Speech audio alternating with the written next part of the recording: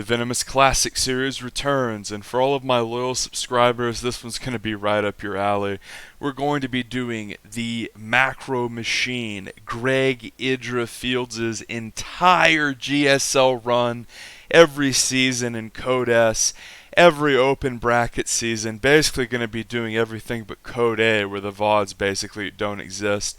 If there's a VOD out there for IdrA, I'm your guy, I'm going to cast it. And not only is this IdrA's first GSL match ever, this is the first GSL match ever in StarCraft 2 history. This was the best Korean league. It still remains, a decade later, the best Korean league. This is the upper echelon. This is the pinnacle of the game. This is the tournament that you point to and say, if I win one of these, I really did something.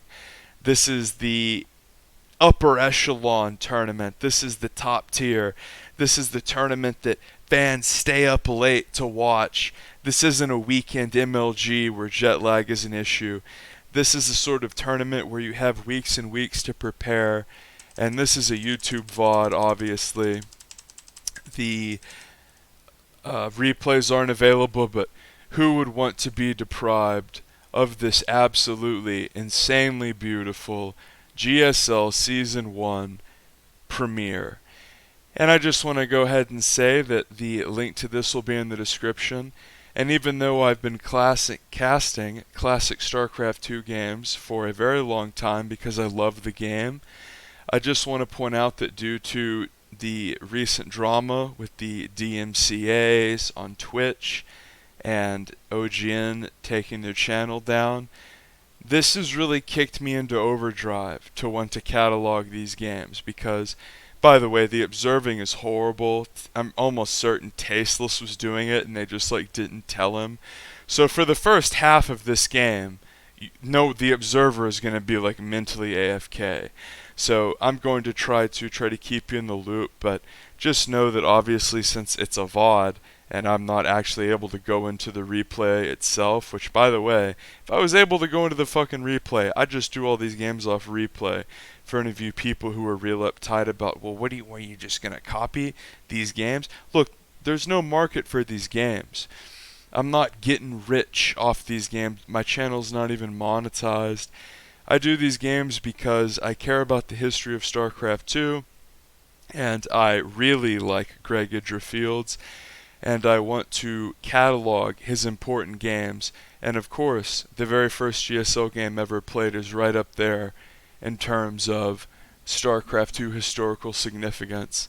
And IdrA is going to go for Speedling Expand here, and this is where I think Tasteless lights up a joint mid-cast.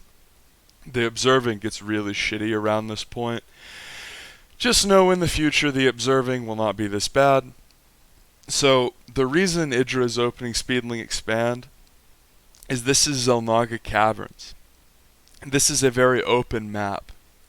This is a map where if you try to take your natural as Terran and Protoss, you sort of look at it and you're like, wow, holy shit, the choke is huge. A lot of times what we would see is one base play into expansion, sort of to secure the expansion. Now I know that might sound like I went full retard and just tripped over my words, but let me explain because what I said was actually accurate. Back in this time, remember, this is 2010. The game had just come out, the beta had just ended, and you have to consider the map pool. Desert Oasis, Steppes of War, Xel'Naga Caverns, Lost Temple, Delta Quadrant. These were incredibly close, congested maps that were terrible for Zerg because let's just consider a few rudimentary concepts of StarCraft. Zerg is always going to want to get their natural expansion up, just because of the way the larva mechanic works and how the Zerg race needs to get a base more than Terran or Protoss. If you look at the Season 1 maps of GSL, these were maps that were incredibly good for rushing, and notice that the observer hasn't moved at all. Tasteless is almost certainly in the middle of a big point and has forgotten he's observing / doesn't know at all.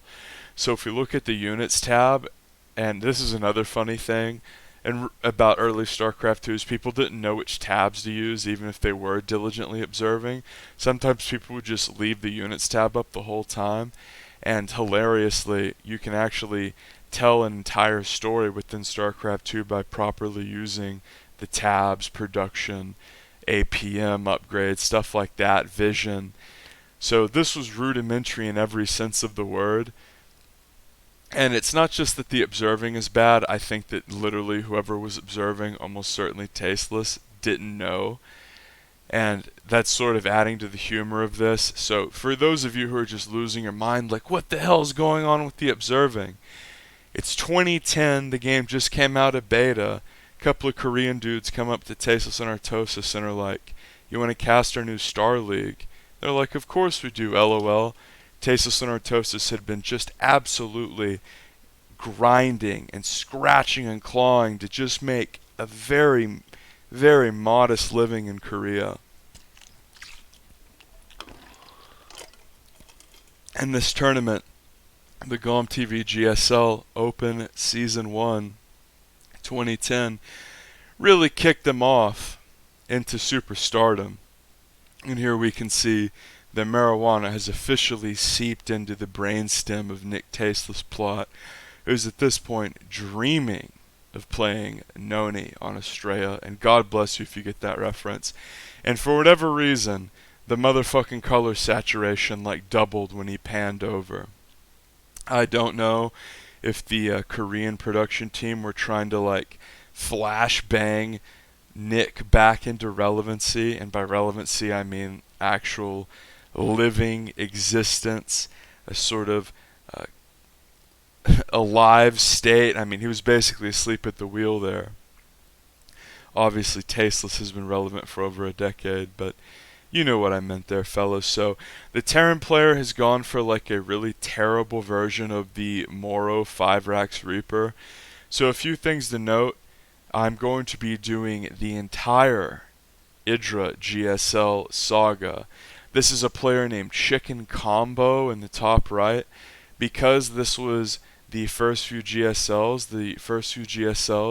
were an open bracket. So anyone could sign up and qualify through. And because this was the very early days of the game, no one really knew how to play. And all the top tier pro gamers at Brood War, like your Flashes, your Jaedongs, your Bisus, your Storks, all these guys just stayed in Brood War.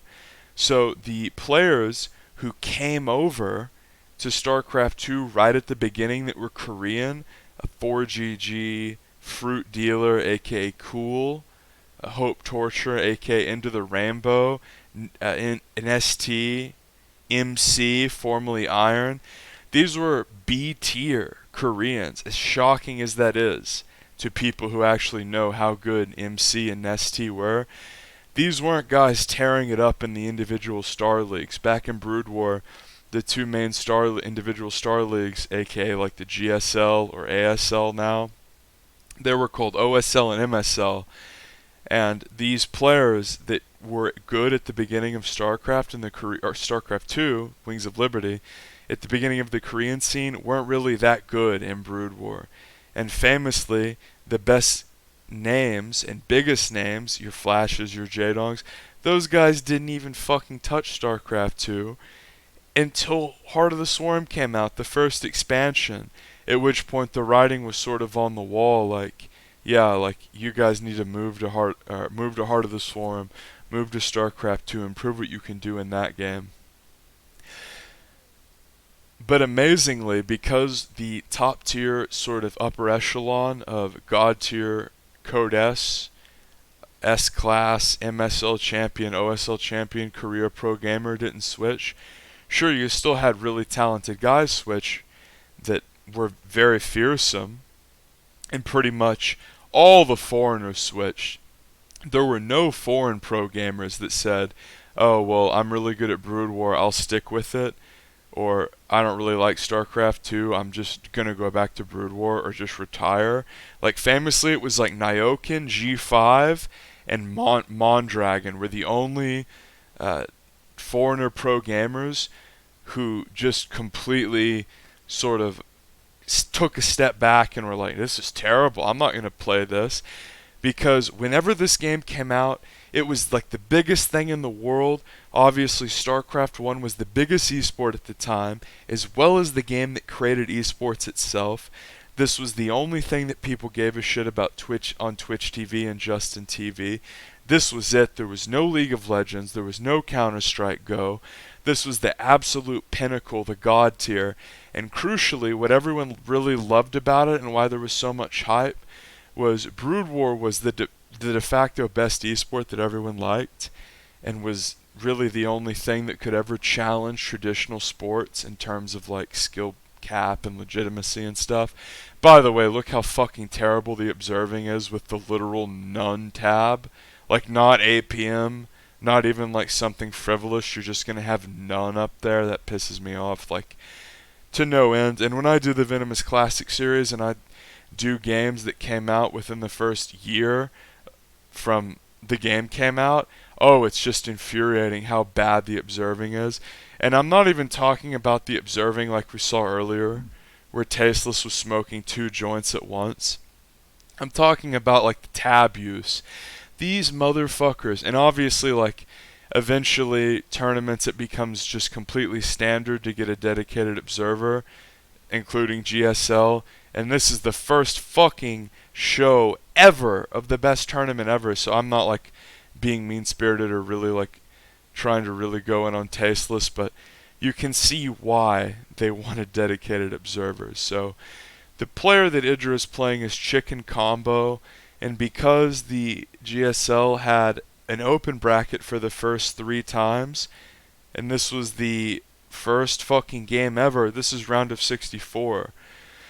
So this is not the sort of top tier, code-esque, god tier player that you would come to expect in future years of GSL.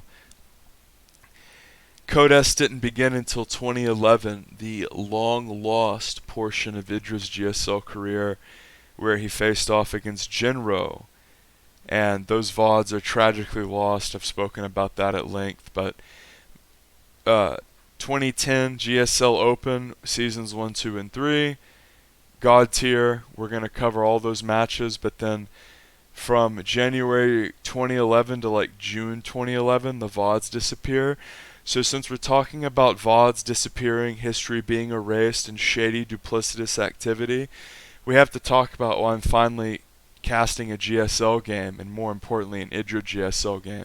For years, it's been my policy on this channel to never do a Venomous Classic if there is a recording of Tasteless or Artosis doing the original cast. And that's just basically because Tasteless and Artosis are god tier, and no one wants to listen to me over them. And even I'm able to recognize that, but this is different. This is obviously going beyond that, because there have been a ton of great games where Tasteless and Artosis have casted, and I've been like, well, there's really no point in doing a Venomous Classic over that. Tasteless and Artosis have already nailed it. But here's the crux of the issue. With Warner Brothers and Twitch and all these other multi-million-dollar repugnant companies that constantly engage in usury, because of these companies forcing people like Twitch to take their VODs down, and any other gaming channel consistently having their VODs removed due to ticky-tack, illegitimate channel strikes, it's very important to me that these games get cataloged, because this morning I saw Rhett tweet OGN deleted their channel, and a ton of people are literally just deleting all of their Twitch VODs and erasing history. Warner Brothers doesn't care about StarCraft 2 history. Twitch doesn't care about StarCraft 2 history. GOM doesn't care about StarCraft 2 history, fucking paywalling the VODs and then not even uploading them. I care about StarCraft 2 history. Me, VenomousStare. Like, sub, comment, favorite. Every IdrA game's coming up. Love it!